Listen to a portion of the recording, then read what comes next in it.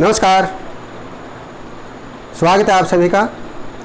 फिर से खुश होने का समय आ गया है क्योंकि हम डिस्कस करेंगे बहुत ही important and interesting English topic translation part number 7। बहुत ही डिटेल में हर पार्ट को हम डिस्कस करते हैं और आप सभी के सहयोग से, क्योंकि आप सभी बहुत ही रुचि के साथ, इंटरेस्ट के साथ, जुनून और जोश और होश के साथ हर वीडियो को वॉच कर रहे हैं, इससे हम सभी का हौसला बढ़ता है और हम फिर अगले पार्ट में अच्छी तरह से डिस्कस करते हैं। Let's start part number 7 to ask questions translation, जिसको हिंदी में अनुवाद कहते हैं। हर सेंटेंसेज में कुछ ना कुछ नया सीखते हैं हम, जैसे verb, tenses, parts of speech, vocabularies, increasing of vocabulary, शब्दावली में बढ़ोतरी, विकास, प्रगति, टेंसेज की काल की जानकारी, वर्ब क्रिया की जानकारी, पार्ट्स ऑफ स्पीच, तो स्पीच के पार्ट्स होते हैं 8 parts, noun, pronoun, verb, adverb, adjective, preposition, conjunction and interjection. These are parts of speech. Let's start. क्या तुम मेरी सहायता कर सकते हो? सकते हो, सकना। क्या वह तुम्हारी सहायता करेगा? गागेगी। It's the difference. ये अंतर देख सकते हैं हम, इसमें गागेगी आया हुआ है और इसमें सकते हो, सकना। सकने की सेंस में सकना, सकता है। हम कैन, कुड, मे या माइट का प्रयोग करते हैं। जब मे या हम माइट का प्रयोग करते हैं वो संभावना से रिलेटेड सकना होता है, जैसे आज वर्षा हो सकती है, संभावना है, मे का प्रयोग हम करते हैं या माइट का प्रयोग करते हैं। लेकिन जब एबिलिटी से संबंधित, सामर्थ्य से संबंधित बात हो तो हम कैन और कुड का प्रयोग करते हैं। करंट सिचुएशन में अर्थात प्रेजेंट में, वर्तमान की सेंस में हम कैन का प्रयोग करते हैं और पास्ट, भूतकाल की सेंस में, भूतकाल की एबिलिटी से रिलेटेड हम कुड का प्रयोग करते हैं। ये हमने ध्यान से वॉच करना है, समझना है इसको। क्या तुम मेरी सहायता कर सकते हो? यदि हम इसको अफर्मेटिव सेंटेंस में लेंगे, हम सब्जेक्ट को पहले ले लेंगे और फिर कैन लगाएंगे, यू कैन हेल्प मी, ठीक है। लेकिन ये इंटरोगेटिव है, इसलिए हेल्पिंग वर्ब कैन इसमें सबसे पहले आ जाएगा, उसके बाद सब्जेक्ट आएगा। क्या तुम, can you, help first form आएगी इसमें, क्योंकि मॉडल ऑक्सिलरी के साथ हमेशा फर्स्ट फॉर्म आती है। जब उसको हम पैसिव वॉइस में चेंज करते हैं तो उसके साथ बी लगा देते हैं, मॉडल ऑक्सिलरी के साथ बी लगाते हैं, फिर थर्ड फॉर्म कर देते हैं पैसिव वॉइस में। लेकिन it is active voice sentence. Can you help me, मेरी।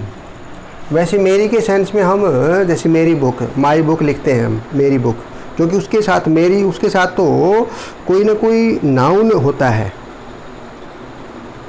मेरी, माई पोजेसिव प्रोनाउन होता है, मेरी बुक।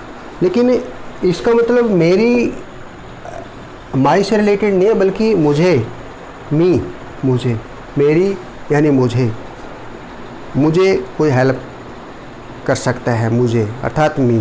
तो ये मेरी की सेंस में हम यहाँ मी लिखें, कभी कोई बच्चा यहाँ माई लिख दे, यदि इसके साथ मेरी के साथ कोई नाउन शब्द आ जाए, टेबल, बुक, पेन या पेंसिल, फिर हम माई बुक या माई पेंसिल लिखते हैं। नहीं तो ये मुझे की सेंस में है तो मी लिखेंगे, कैन यू हेल्प मी। क्या वह तुम्हारी सहायता करेगा? गागेगी। ये फ्यूचर इंडेफिनिट, फ्यूचर इंडेफिनिट अर्थात सिंपल फ्यूचर में यूज करते हैं। और मॉडल ऑक्सिलरी के रूप में भी हम विल का प्रयोग करते हैं, आप सबको पता है। तो इसमें हम फर्स्ट फॉर्म लगाएंगे और विल का प्रयोग इसमें हो जाएगा, ही आ जाएगा इसमें, वह, विल ही, हेल्प सहायता, और तुम्हारी, ये उसी सेंस में। जैसे हमने यहाँ मेरी को मी के रूप में लिखा था, यहाँ तुम्हारी का यू, तुम्हें, ये तुम्हें से रिलेटेड है, तुम्हारी। यदि हम तुम्हारी बुक लिखे साथ में तो फिर आ जाएगा your book, your pencil, your pen. लेकिन ये तुम्हारी जो सेंस है ये ऑब्जेक्ट के रूप में यू का प्रयोग हम यहाँ करेंगे, ध्यान रखना है अपने।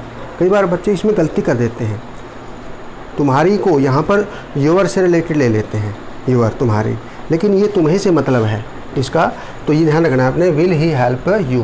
तो अब और यदि वह तुम्हारी सहायता करता है, यदि हम इस सेंस में इसको लेते हैं, वह तुम्हारी सहायता करता है, ता है, फिर ये प्रेजेंट इंडेफिनिट आ जाता है, वह तुम्हारी सहायता करता है।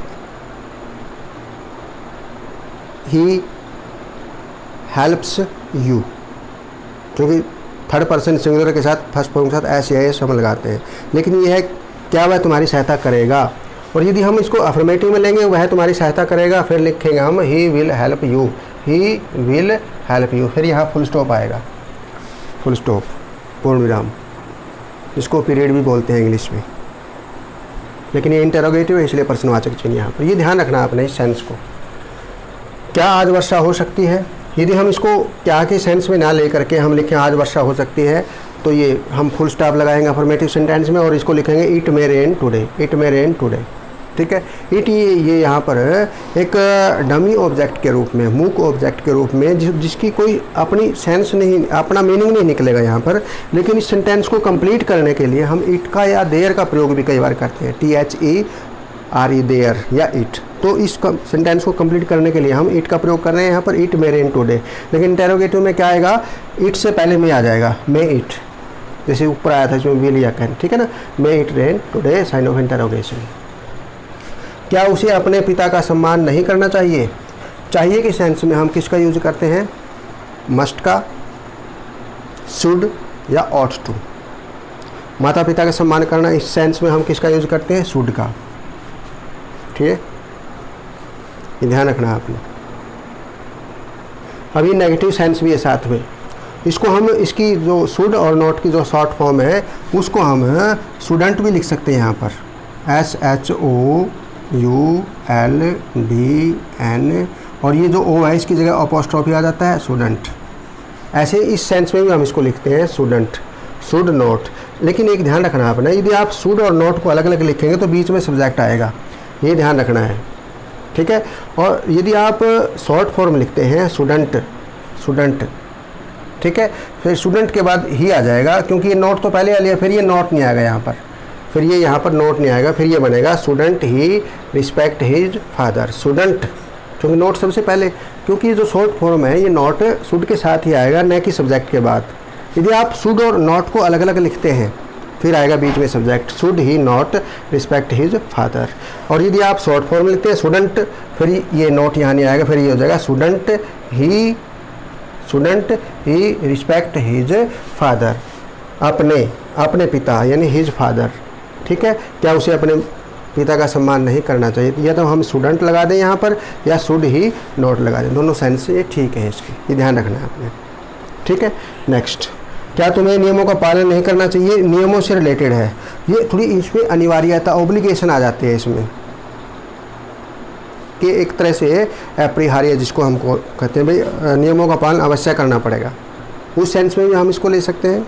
वैसे यहाँ पर हम शुड का प्रयोग भी कर सकते हैं, लेकिन नियमों से संबंधित बात है या प्रश्नों को हल करने से संबंधित बात है, उसमें अनिवार्यता से जोड़ करके हम यदि इसमें लिखते हैं तो इसमें हम मस्ट का प्रयोग करते हैं, मस्ट यू नोट, या इसको इकट्ठा लिखेंगे मस्टांट, मस्टांट, फिर ये नोट यहाँ नहीं आएगा, फिर ये होगा मस्टांट यू फॉलो द रूल्स।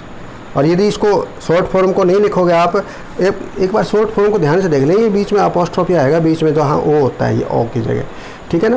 तो must not you follow the rules, या इसको नॉट लिखेंगे तो मस्ट यू नॉट, फिर ये नहीं आएगा, फिर ये आ जाएगा must you not follow the rule, sign of interrogation. ये अनिवार्यता से रिलेटेड हम मस्ट का प्रयोग करते हैं, जैसे you must obey the rules, you must obey the rules, ठीक है ना, ये ध्यान रखना आपने।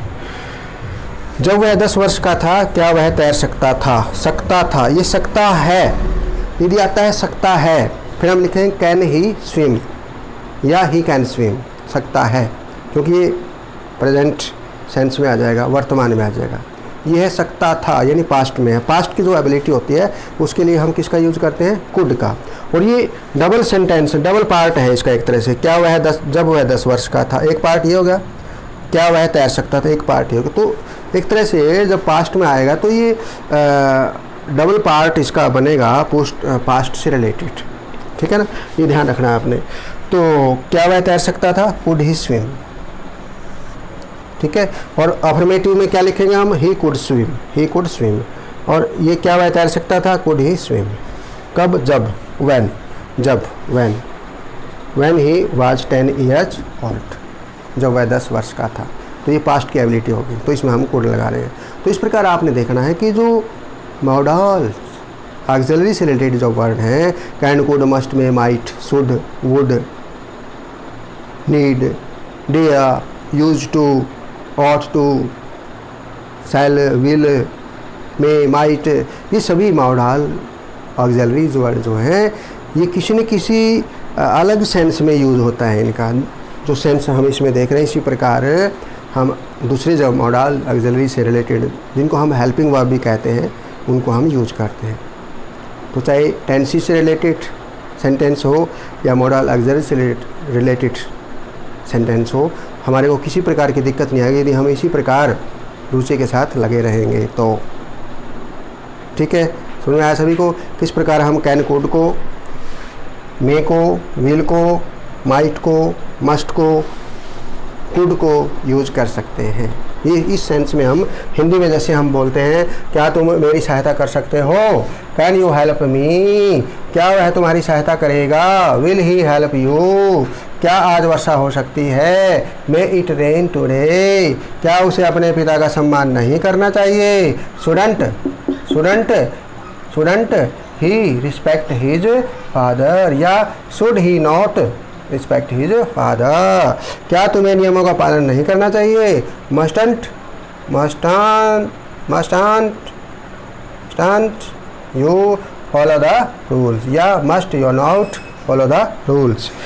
जब वह 10 वर्ष का था क्या वह तैर सकता था, could he swim when he was 10 years old. तो इस प्रकार हम लगे रहेंगे तो सीखते रहेंगे और अपनी समस्या को दूर करते रहेंगे। ओके, थैंक यू, धन्यवाद, गुड बाय।